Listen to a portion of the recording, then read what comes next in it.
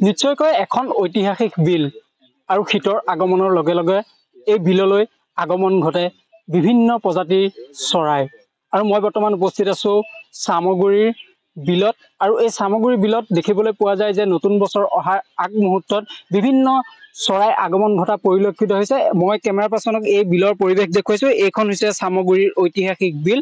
আৰু যিহেতু এই বিলত বিভিন্ন চৰাই আগমন ঘটে, যিহেতু এতিয়া নৱবৰ্ষৰ আগমুহূৰ্তত দেখিবলৈ পোৱা যায় যে এই যিখন চামগুৰিৰ বিল আছে, ঐতিহাসিক বিল আছে, এই বিলসমূহলৈ বিভিন্ন প্ৰজাতিৰ চৰাইসমূহ অহা পৰিলক্ষিত হৈছে। আমি আচলতে DA নিউজ প্লাছত ইয়াৰ সমগ্ৰ পৰিৱেশ দেখুৱাইছো, বিভিন্ন প্ৰজাতিৰ চৰাই আমি দেখুৱাইছো। বিশেষকৈ এটা কথা ক'ব লাগিব যে এই বিলখন আচলতে খৰালি হাঁহৰ বাবে বিখ্যাত বিল বুলি ক'ব পাৰি, যিহেতু বিভিন্ন প্ৰজাতিৰ চৰাইৰ লগতে খৰালি হাঁহো যথেষ্ট দেখিবলৈ পোৱা গৈছে।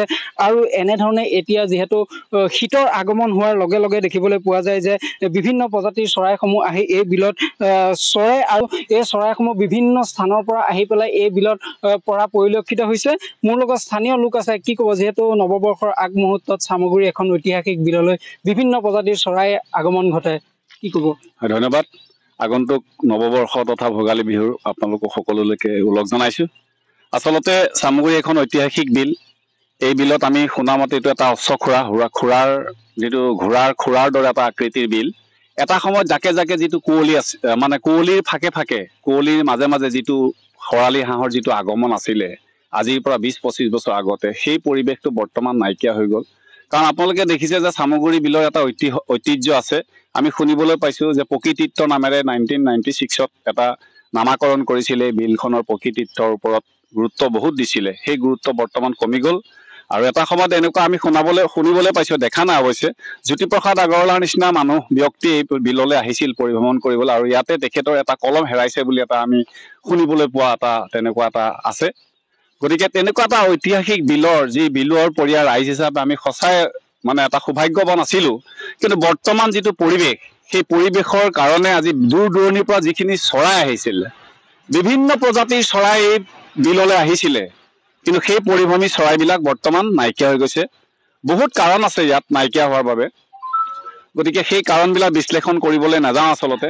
গতিকে মই ভাবো বিলপৰীয়া ৰাইজ হিচাপে চামগুৰি যিখন বিল, সেই বিলত যি খৰালি হাঁহৰ যিটো আগমন হয়, সেই আগমনৰ বাবে বিলখন চামগুৰি বিলখন এটা সময়ত চিনাকি আছিলে, যে আমাৰ দাঁতি কাষৰী অঞ্চলৰ বাবে চিনাকি আছিলে, বা আমাৰ চিনাকি আছিল যে চামগুৰি বিলৰ পাৰত বা ৰকলেণ্ডৰ কাষত। গতিকে আজি ৰকলেণ্ডৰ যিটো অৱস্থা হৈছে বা চামগুৰি বিলৰ যিটো অৱস্থা হৈছে, সেইটো আচলতে সঁচাই দুখ লগা অৱস্থা।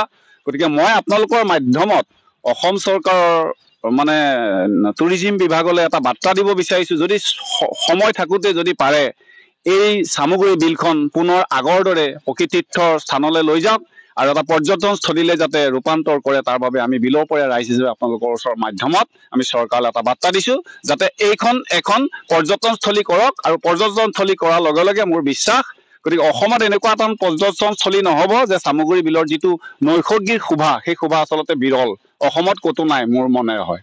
ধন্যবাদ। ইয়ালৈ আপোনাৰ সদায় আহে নে নাই চিজন ৱাইজত আহে? এইটো ছিজন ৱাইজত আহে। এইটো ঠাণ্ডা দিন হোৱাৰ লগে লগে বিভিন্ন ধৰণৰ প্ৰজাতিৰ চৰাই আহে।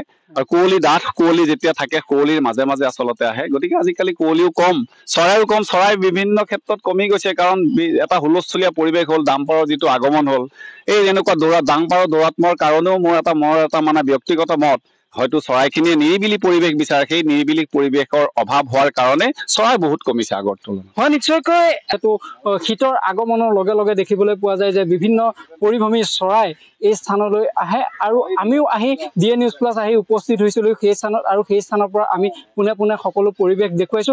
এনেধৰণে দেখিবলৈ পোৱা গৈছে যে চামগুৰি বিলত এতিয়া শীতৰ আগমনৰ লগে লগে বিভিন্ন পৰিভ্ৰমী চৰাই এতিয়া আগমন ঘটা পৰিলক্ষিত হৈছে।